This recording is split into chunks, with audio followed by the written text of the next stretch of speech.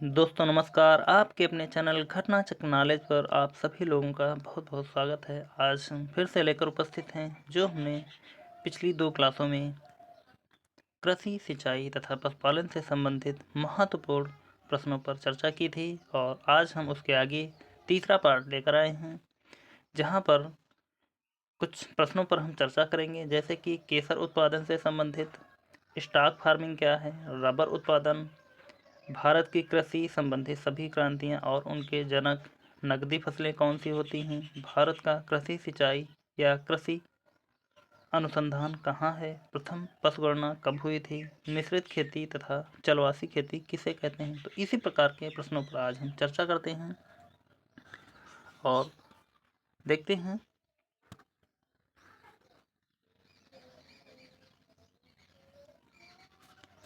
सीधे प्रश्नों को। तो आज का पहला प्रश्न, और सभी प्रश्न इमेज के द्वारा समझाए गए हैं और साथ में उनका सलूशन भी दिया है। तो यह बहुत ही इम्पोर्टेंट क्लास है और शुरुआत करने से पहले आप सभी लोगों से रिक्वेस्ट है कि आप सभी लोग एक बार चैनल को सब्सक्राइब कर लें, वीडियो को लाइक कर दें और ज़्यादा से ज़्यादा लोगों तक इस क्लास को शेयर कर दें। तो शुरुआत करते हैं।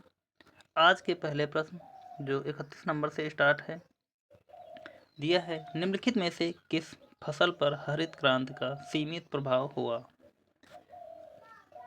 ए दाल, बी चावल, सी गेहूँ, डी मकई। तो इसका सही उत्तर की बात करें, यहाँ पर इसका सही उत्तर हो जाएगा ए दाल, यहाँ पर हो जाएगा। अगले प्रश्न की तरफ बढ़ते हैं। अगला प्रश्न है हमारा, निम्नलिखित में से कौन सी जोड़ी सुमेलित नहीं है। फसल और एक तरफ राज्य दिया है। ए मक्का उत्तर प्रदेश से संबंधित है, बी जूट पश्चिम बंगाल से संबंधित है, सी कपास महाराष्ट्र से संबंधित है, डी सोयाबीन आंध्र प्रदेश से संबंधित है। तो यहाँ पर पूछ रहा है कि कौन सी जोड़ी सुमेलित नहीं है। तो इस हिसाब से देखें तो यहाँ पर हमारा सही उत्तर हो जाएगा डी सोयाबीन आंध्र प्रदेश। और सोयाबीन किससे संबंधित है, किस राज्य से, तो हो जाएगा हमारा एमपी यानी कि मध्य प्रदेश। अगले प्रश्न की तरफ बढ़ते हैं। और बाकी यह मक्का उत्तर प्रदेश सही है, जूट पश्चिम बंगाल यह भी सही है और कपास महाराष्ट्र यह भी सही है। बढ़ते हैं अगले प्रश्न की तरफ। अगला प्रश्न है हमारा, मोटे अनाज के अंतर्गत जो सम्मिलित नहीं है वह है। ए चावल, बी मक्का, सी ज्वार, डी बाजरा। तो यहाँ मोटे अनाज के अंतर्गत जो आते हैं उन पर उनको देखते हैं। पहले मोटे अनाज के अंदर मक्का, ज्वार, बाजरा, यानी कि यह तीनों मोटे अनाज के अंतर्गत आते हैं। तो कौन नहीं आता है, हो जाएगा हमारा चावल। जैसा कि आप इमेज में यहाँ पर चावल की खेती या धान की फसल देख सकते हैं। तो यह मोटे अनाज के अंदर नहीं आता है। अगले प्रश्न की तरफ बढ़ते हैं। अगला प्रश्न हमारा, भारत में एकमात्र प्रदेश जो केसर का उत्पादन करता है।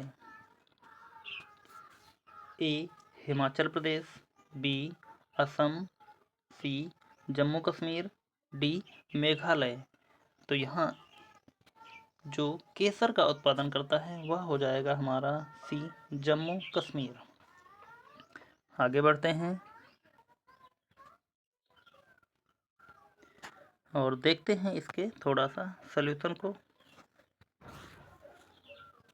दिया है केसर एक सुगंध देने वाला पौधा है। इसके पुष्प की वर्तिकाग्र को केसर, कुंकुम, जाफरान अथवा सैफरन कहते हैं। यह इरिडेसी कुल की कोकरस सैटाइवस नामक शुद्ध वनस्पति है जिसका मूल स्थान दक्षिण यूरोप है। यद्यपि इसकी खेती स्पेन, इटली, ग्रीस, तुर्किस्तान, ईरान, चीन तथा भारत में होती है। और भारत के कहाँ, जम्मू कश्मीर में। अगले प्रश्न की तरफ बढ़ते हैं। दिया है स्टॉक फार्मिंग क्या है। ए 2 से 3 फसलों को एक साथ उगाना। बी पशुओं का प्रजनन। सी फसल की अदला बदली। डी उपरोक्त में से कोई नहीं। तो यहाँ पर स्टॉक फार्मिंग की बात करें तो इसका सही उत्तर हो जाएगा हमारा बी पशुओं का प्रजनन स्टॉक फार्मिंग से संबंधित है। आगे देखते हैं।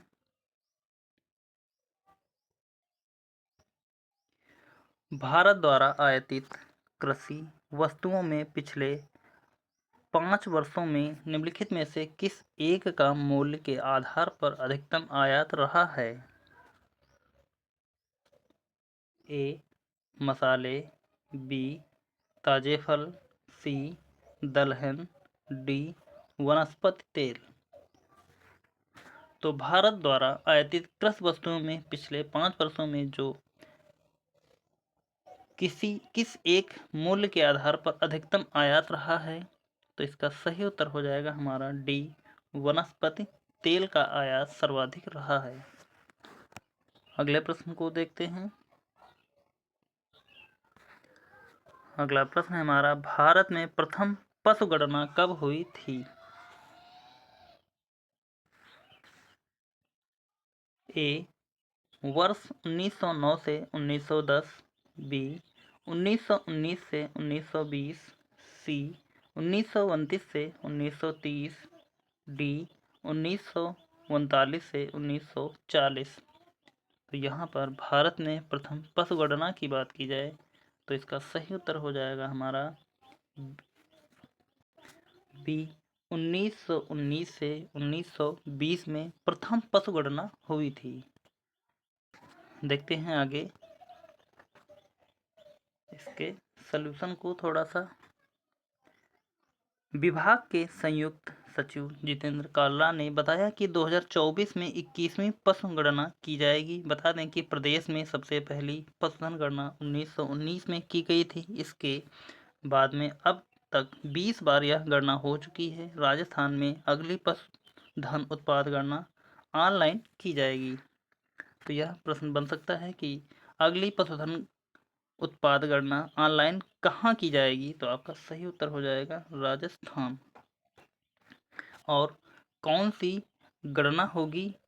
तो 20 हो चुकी हैं, अब यह 21वीं 2024 में पशुधन गणना होगी। तो यह मोस्ट इम्पॉर्टेंट क्वेश्चन बनने वाला है। देखते हैं अगले प्रश्न की तरफ। अगला प्रश्न है हमारा ललित किसकी उन्नत किस्म है? वह है आम। बी अमरूद। सी केला। D strawberry. तो यहाँ पर पूछा जा रहा है कि आम है, स्ट्रॉबेरी है, अमरूद है या केला है। तो यहाँ पर अगर देखें ललित किसकी उन्नत किस्म है तो सही उत्तर हो जाएगा हमारा अमरूद बी। अगले प्रश्न की तरफ बढ़ते हैं। देखते हैं यहाँ इसके थोड़ा सा सलूशन को दिया है। इसका प्राचीन संस्कृत नाम अमृत या अमृत फल है तथा बनारस में प्रायः सब लोग इसे अमृत नाम से ही पुकारते हैं। अमरूद का स्वाद खट्टा, मीठा और फीका 2-3 तरह का होता है। बढ़ते हैं अगले प्रश्न की तरफ। यहाँ पर हमारा प्रश्न है सुमेलित कीजिए। सूची 1 को सूची 2 से सुमेलित करना है।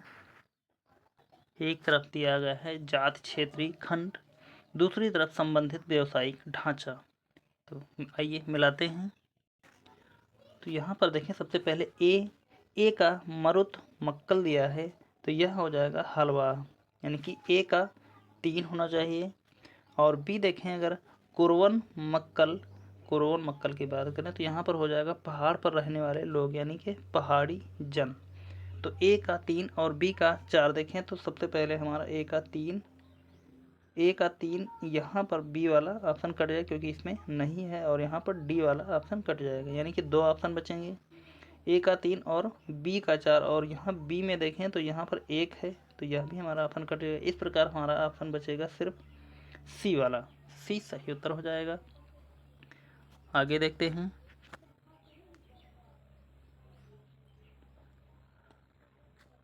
अगला प्रश्न है हमारा, उत्तर प्रदेश के निम्नलिखित क्षेत्रों में से किसमें अन्ना प्रथा उस क्षेत्र के कृषि एवं वानिकी के विकास के लिए अभिशाप है? ए पूर्वी उत्तर प्रदेश, बी उत्तर प्रदेश का बुंदेलखंड क्षेत्र, सी मध्य उत्तर प्रदेश, डी पश्चिमी,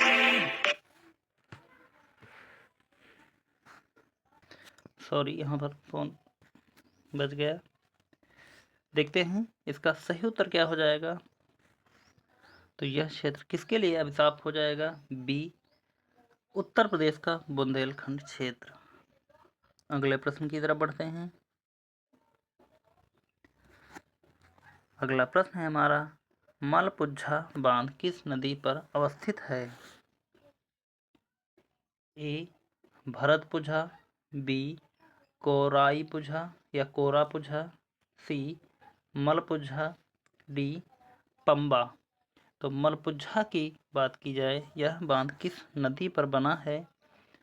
तो इसका सही उत्तर हो जाएगा हमारा सी मलपुझा बांध मलपुझा नदी पर बना है। आगे देखते हैं।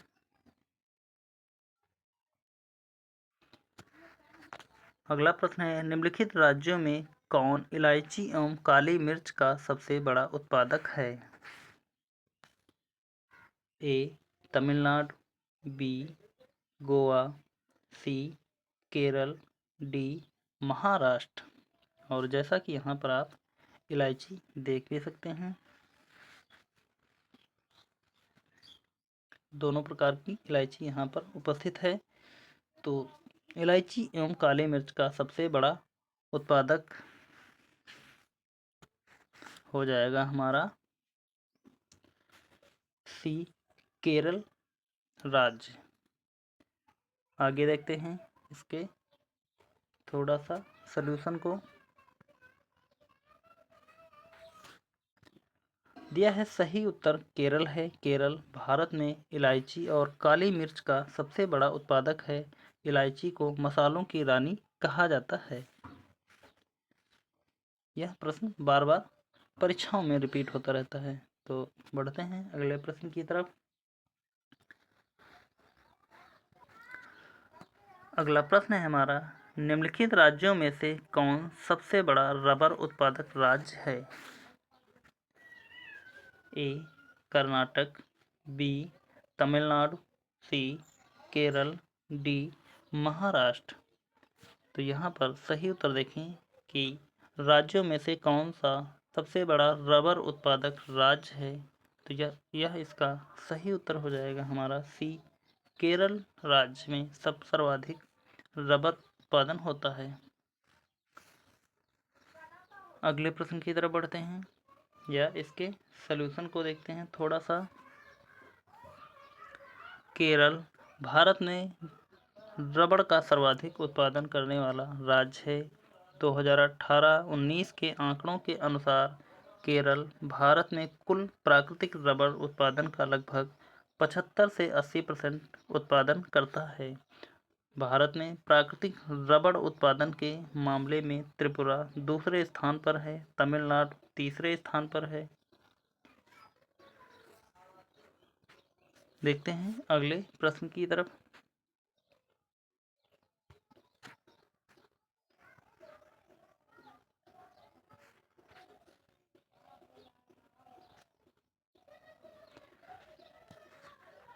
सॉरी यहाँ पर देखते हैं क्वेश्चन आगे पीछे हो गया है। हाँ, यहाँ 44 नंबर से यहाँ पर है हमारा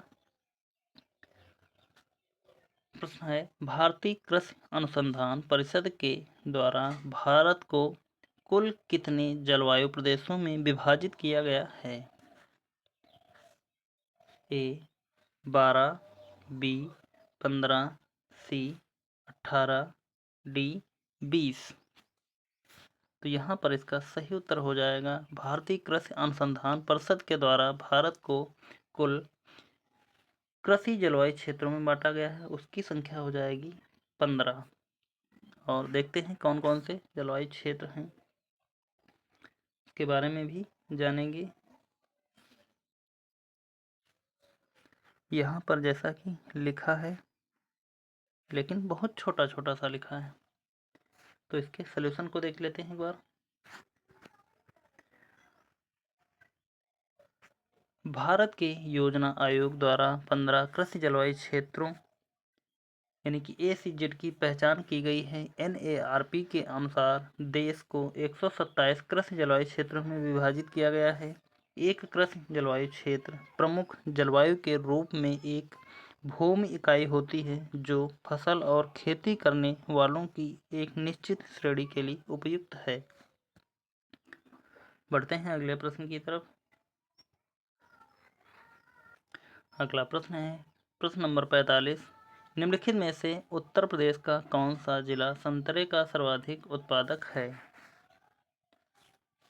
ए फर्रुखाबाद, बी लखीमपुर, सी सहारनपुर, डी बलरामपुर। तो देखते हैं यहाँ पर इसका सही उत्तर क्या हो जाएगा। संतरे के लिए जो सर्वाधिक उत्पादन करता है या संतरे का सर्वाधिक उत्पादन करने वाला जिला है हमारा सी सहारनपुर।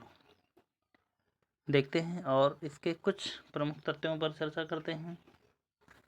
भारत के परिप्रेक्ष्य से संतरे का उत्पादन सबसे ज़्यादा तेलंगाना में होता है।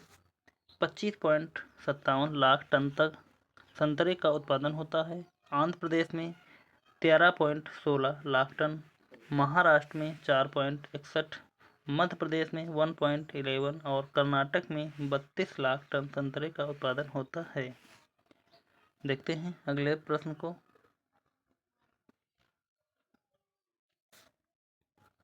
तो हमारा अगला प्रश्न है सूची 1 को सूची सेकंड से सुमेलित कीजिए और सूचियों के नीचे दिए गए कोड का प्रयोग कर सही उत्तर चुनिए। तो 1 और 2 सूची हमको मिलान करनी है। एक तरफ काफ़ी बोर्ड या बोर्ड दिए गए हैं और दूसरी तरफ फसल का नाम दिया गया है। तो मिलाते हैं। काफ़ी बोर्ड किससे संबंधित है? तो काफ़ी बोर्ड कहाँ पर है?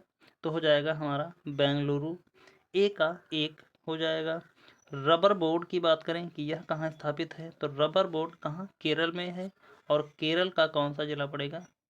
कोट्टायम। तो बी का 3 हो जाएगा। चाय बोर्ड की बात करें तो चाय बोर्ड का मुख्यालय है कोलकाता। और तंबाकू बोर्ड की बात करें तो हो जाएगा 2 यानी कि गुंटूर आंध्र प्रदेश। तो इस प्रकार देखें यहाँ पर इसका सही उत्तर हो जाएगा बी। ए का 1, बी का 3, सी का 4 और डी का 2 सही उत्तर हो जाएगा। अगले प्रश्न की तरफ बढ़ते हैं या इससे संबंधित और प्रश्नों पर चर्चा करते हैं।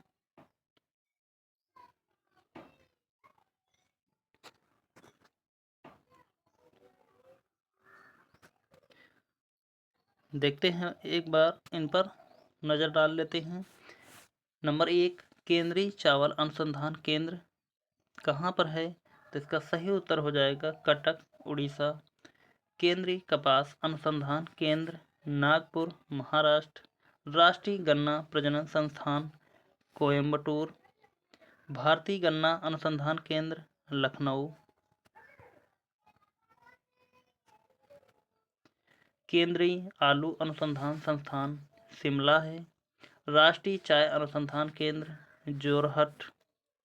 राष्ट्रीय कॉफी अनुसंधान केंद्र चिकमंगलूर कर्नाटक। राष्ट्रीय रबर अनुसंधान केंद्र केरल कोट्टायम। आगे देखते हैं।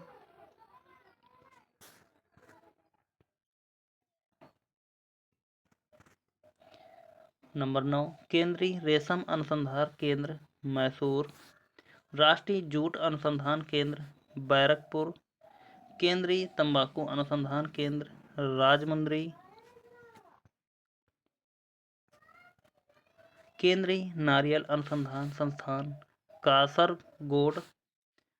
नंबर 13 भारतीय दलहन अनुसंधान संस्थान कानपुर, भारतीय तिलहन अनुसंधान संस्थान हैदराबाद और केंद्रीय उपोष्ण बागवानी संस्थान बेंगलुरु। केंद्रीय कृषि मौसम विज्ञान केंद्र पुणे में अवस्थित है। बढ़ते हैं अगले प्रश्न की तरफ और यह जानकारी अच्छी लगी होगी उम्मीद करता हूँ। और आप यदि याद करना चाहते हैं तो आप इस पेज को एक बार स्क्रीनशॉट कर सकते हैं कि यहाँ पर 16 के 16 सभी एक साथ दिए गए हैं। आगे बढ़ते हैं। अगला प्रश्न है हमारा, तरबूज का उत्पादन सबसे अच्छा होता है। ए बलुई मृदा में, बी जलोढ़ मृदा में, सी लैटेराइट मृदा में, डी काली मृदा में। तो बात करें यहाँ पर सही उत्तर की कि तरबूज का उत्पादन सर्वाधिक अच्छा कहाँ पर होता है, तो इसका सही उत्तर हो जाएगा हमारा ए बलुई मृदा में। आगे बढ़ते हैं अगले प्रश्न की तरफ।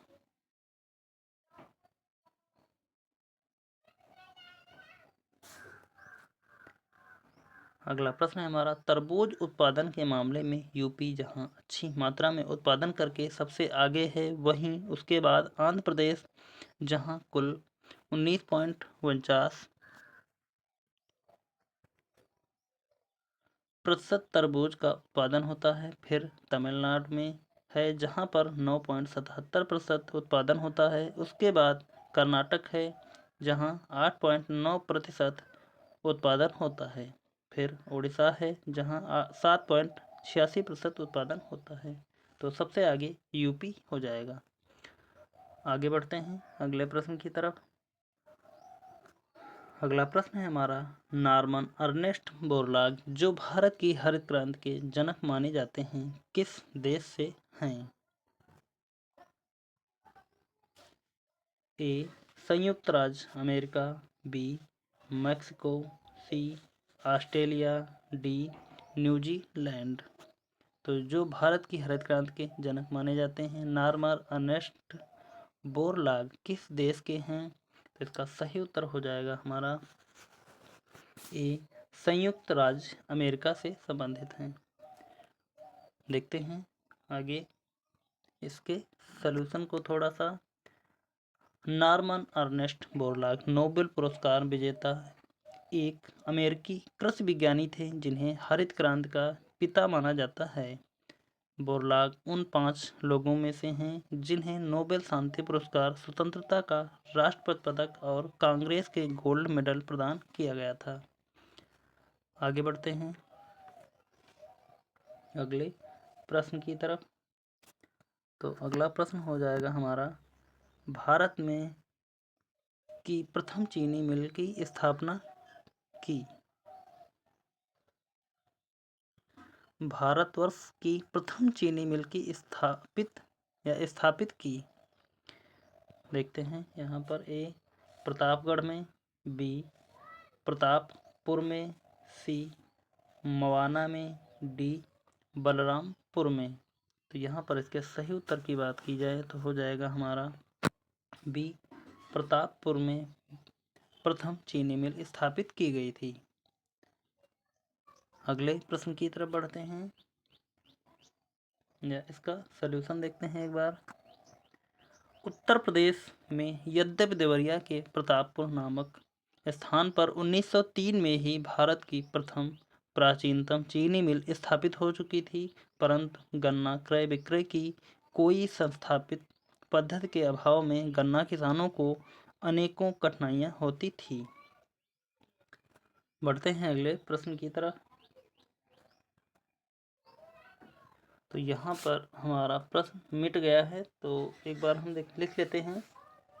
तो यहाँ पर हमने थोड़ा सा हैंड राइटिंग जो गड़बड़ है उससे लिख दिया है कि खरीफ की फसल नहीं है। इनमें से 4 ऑप्शन के अनुसार हमको देखना है कि इनमें से कौन सी खरीफ की फसल नहीं है और इसका सही उत्तर हमको बताना है।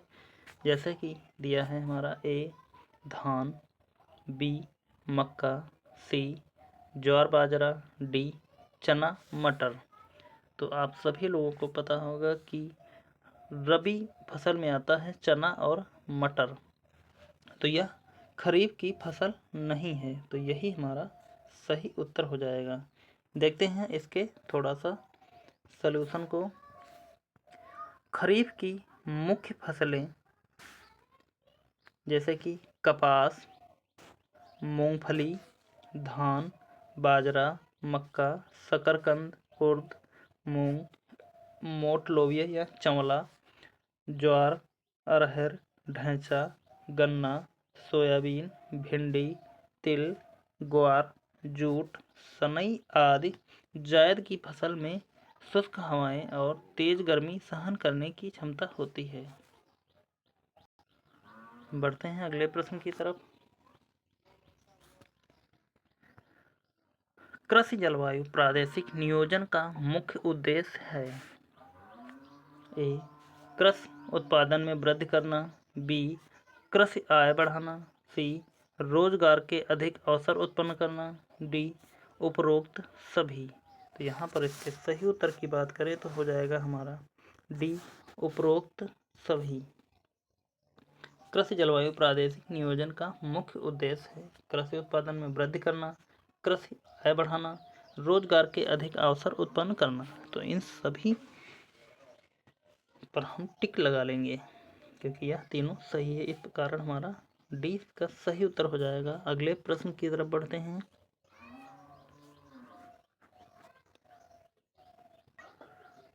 अगला प्रश्न हो जाएगा हमारा कृष्णा राज बांध जलाशय किस नदी पर बनाया गया है। ए कृष्णा, बी तुंगभद्रा नदी पर, सी गोदावरी नदी पर, डी कावेरी नदी पर। तो यहाँ पर बात करें इसके सही उत्तर की, कृष्णा राजसागर बांध जलाशय किस नदी पर बनाया गया है, तो हो जाएगा हमारा डी कावेरी नदी पर। आगे बढ़ते हैं।